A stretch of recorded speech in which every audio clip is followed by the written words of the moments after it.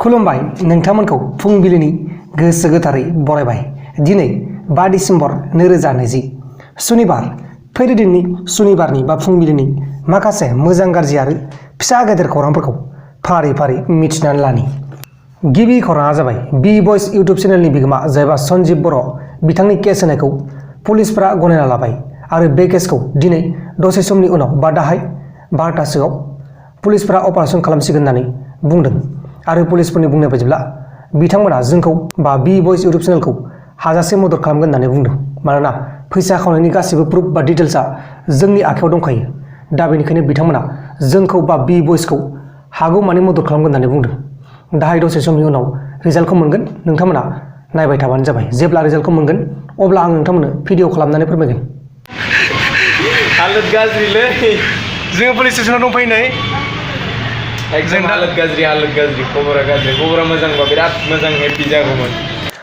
RSSनि chief महन भागवतआ chief minister Sarbananda सन'वालखौ थांनाय मंगलबार खालिनि बेलासि समाव गुवाहाटी मालिगाव खाथिनि आश्रमाव लोगो हमनो फैदोंमोन होननानै खौराङाव फोसावनाय जादों।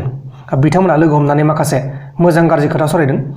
जोंनि रायजोनि बागै मेघालया रायजोनि 6 जन पुलिस बेटेलियनफोरा दुखिया ट्राइबेलफोरनि गामियाव थांनानै दुखिया नखरफोरनो कम्बल रानदों आरो बे हाबाफारिखौ रिबय जिल्लायाव खालामदोंमोन होननानै फोरमायनाय जादों। जोबोर मोजां खौरां, पुलिसफोरा बिदिसो जानांगौ।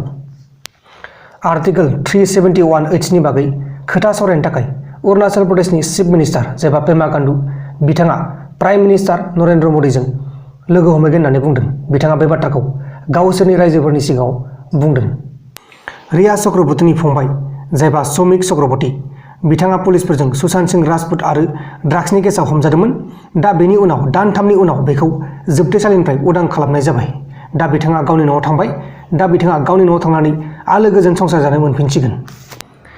NCBआ सानै पुलिस अफिसारफोरखौ सासपेन्ड खालामदों मानोना बिसोर सानै अफिसारफ्रा करिश्मा प्रकाश आरो भारती सिंहनि केसखौ लानानै लेंहरनायाव फैयाखैमोन। जेब्ला बिथांमोनखौ बेल होखांदोंमोन अब्ला फैयाखैमोन। दा बेनिखायनो सासपेन्ड खालामनाय जाबाय बिसोर सानै पुलिस अफिसारफोरखौ।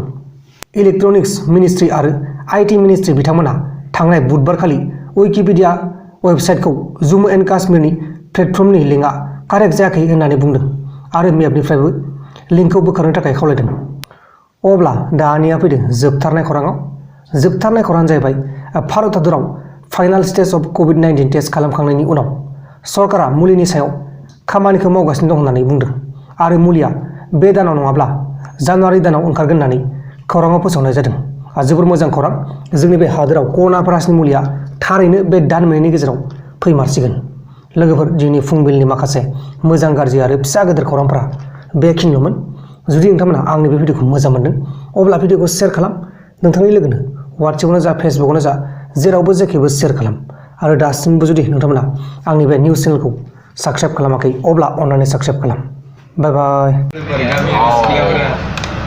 बिथाङा जाहैबाय जोंनि बर'नि सुपारस्टार सासे सिंगार। बिदिनो नोंथांनि मुंखौ एसे खोन्थाना होदो। रबिन सिंगिमारि, खुलुमबाय। दिनै जोङो बि भइसनि केसनि थाखाय फैदों, केस खालामनो FIR नि थाखाय फैफादों आरो एसे हेफाजाब खालाम। ओमफ्राय नोंसोर सानैया गामिनिखा आरोना? जायगाया मोनसेयानो, गामिया बेलेग बेलेग। एरिया मोनसे ओमफ्राय गामिया बेलेग बेलेग। ओरैनो लोगो जोङो। बारा दुखु जानाङा नोंथां। आङो बिथांनि भिडिअखौ मैया नुनानै जोबोद दुखु मोनदों गोसोआव। ओमफ्राय आं सानबाय दंमोन बोरै इदि जाखो, ओमफ्राय बाथ्राया नंमारगौ रियेल जामारबाय। दा नोंथांमोननि अननाय मोनबाय थाबा आङो एकदम अल टाइम हेपि थागोन आरोना। बिदिनो हेपि थाबाय था, जोंखौ मिनिहोबाय था। अननाय आरो नोंथांमोननि बे आंखौ सापर्ट होनाय बेफोरखौ मोनबाय थाबा आङो लाइफआव जेबो नाङा 19,000 आंनि थाखाय जेबो नङा। बास नोंथांमोननि अननाया गैयाल' जानो नाङा। बास नोंथांमोननि अननाया थाबाय थाथों आरो थाबाय थागोन होननानै आं आसा खालामो। गोजोन्थों। Hello friends, welcome back B Boys Pranjal's YouTube channel. Hello friends, welcome back Pranjal Najari. Kuya tangakilay. Pranjal Najari YouTube channel. Welcome back B Boys. Pranjal.